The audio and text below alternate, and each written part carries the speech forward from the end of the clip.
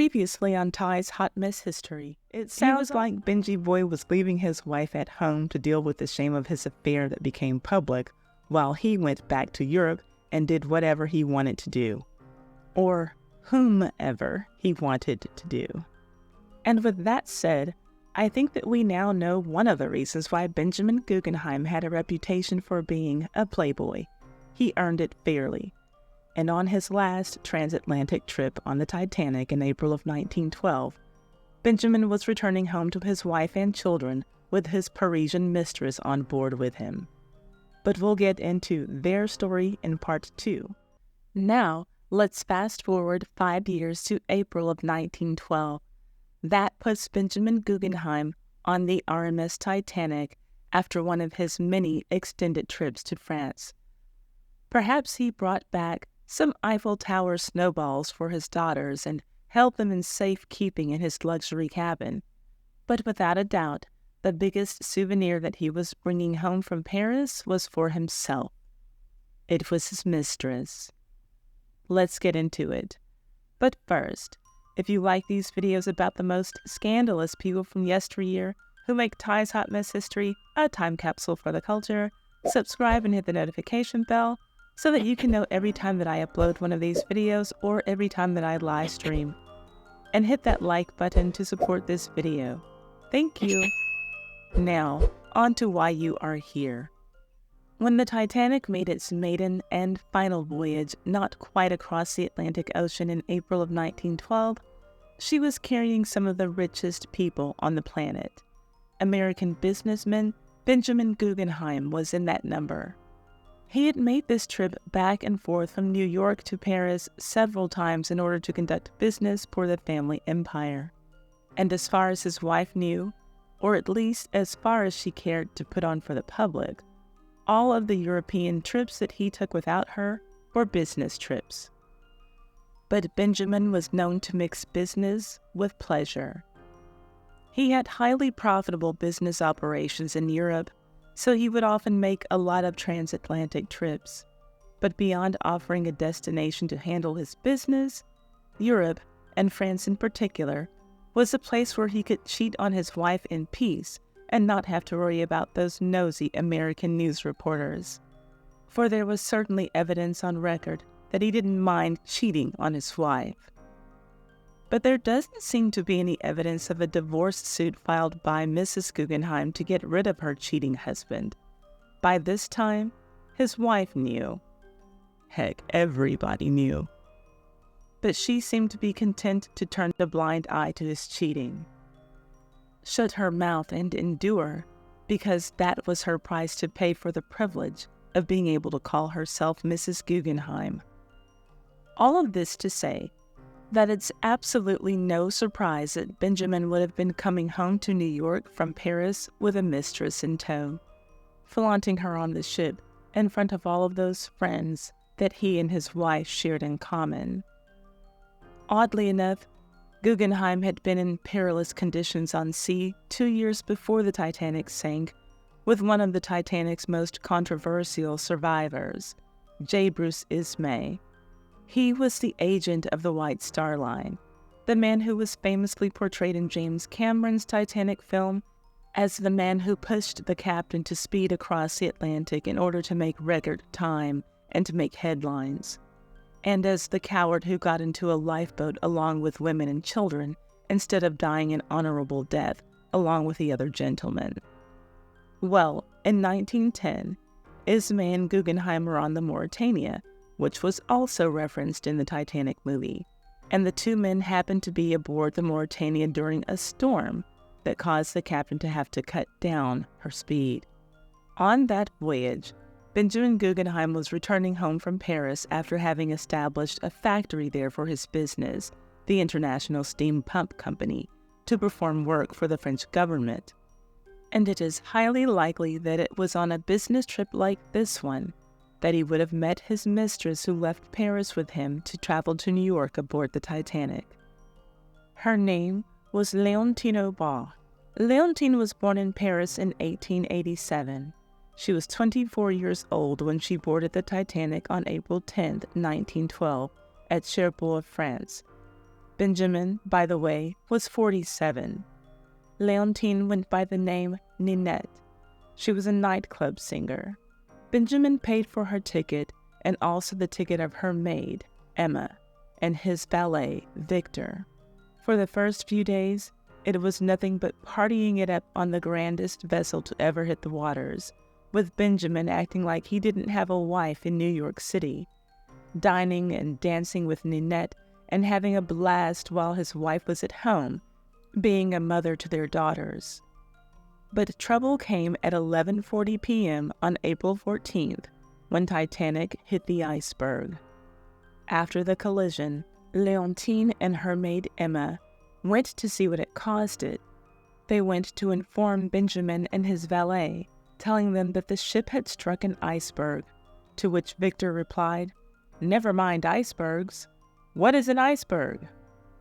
Then, like many of their fellow passengers, Leontine and Emma grew unconcerned after learning about the collision because they knew that their ship was unsinkable.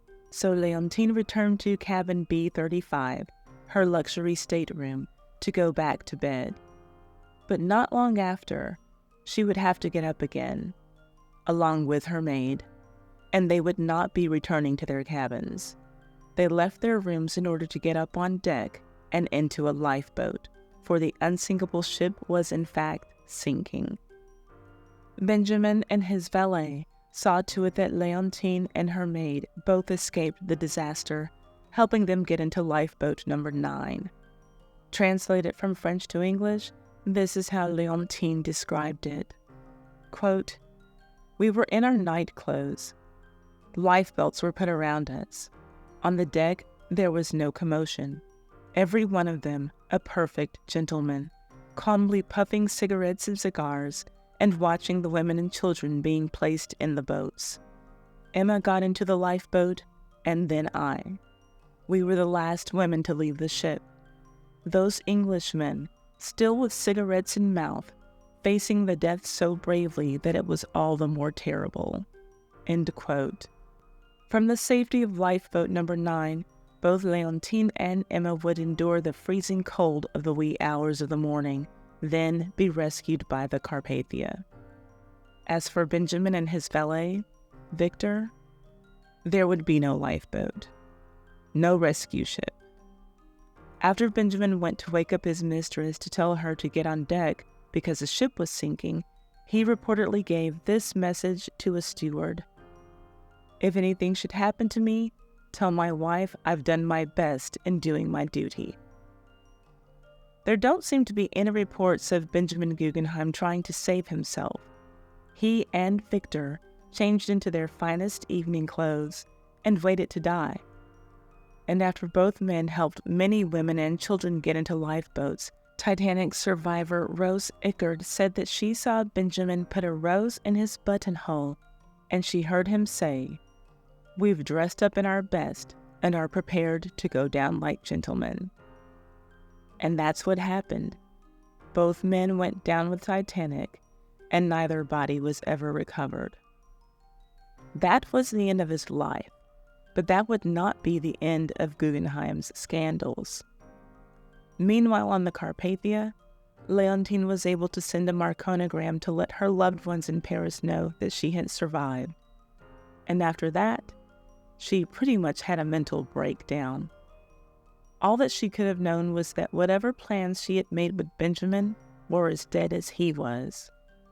He was her meal ticket in every sense of the word. And because she didn't speak English, he was her connection to the world that he was bringing her to. Needless to say, things didn't work out as they had planned. And I must say that I wonder what their plan was exactly. Benjamin was bringing Ninette to his hometown. Was she to live in his house with his family, and his wife was just going to tolerate his having a mistress? Was he going to bring her to live with his family under the guise of her being a new house servant? Then he could sneak off to her quarters in the middle of the night for sex? Was he going to put her up in an apartment close enough to his home and just go visit her every chance that he got? I really wonder what their plan was. I wonder all the more after finding this newspaper quote about her, which was almost impossible to find. Her name was Leontine, but she was often called Ninette by close relations. Her last name was Aubart, Aubart, but it was often misspelled as Aubert, Aubert, which apparently is a more common French last name. And that's something that I did not know, but I learned thanks to Grace from the Grace Report channel on YouTube, who lives in Paris and helped me out with these names. So this is the only quote that I ever found regarding her condition, and that was after searching for the wrong name. On April 20th, 1912, the New York Star-Eagle printed a long story about how Titanic survivors were faring only days after the disaster. Quote, one French woman in particular, Mrs. Ninette Aubert of Paris, was nearly insane with grief. Her husband has been lost. End quote. Her husband.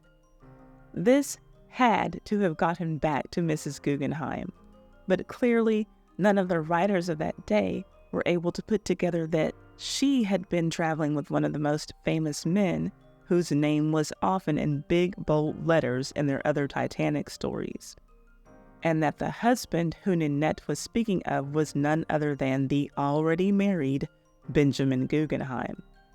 I guess that the entire passenger list was taking the what happens on Titanic stays on Titanic approach as far as the press was concerned.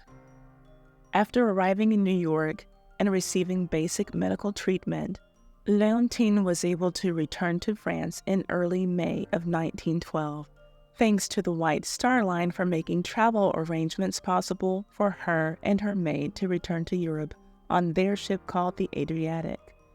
This was roughly 3 weeks after the sinking, and her nerves were still, understandably, such a wreck that when she boarded the Adriatic, Leontine had forgotten to bring her steamer, which likely would have been the largest piece of luggage she had. She also left her train tickets that she needed for the final leg of her trip. But eventually, she and Emma made it back home to Paris, and after she had a while to take a deep breath and collect her thoughts, she did what many Titanic survivors eventually got around to doing, and that was suing White Star Line. She was recovering from losing everything. Most of what she owned was what Benjamin had purchased for her, and it all went down with the ship.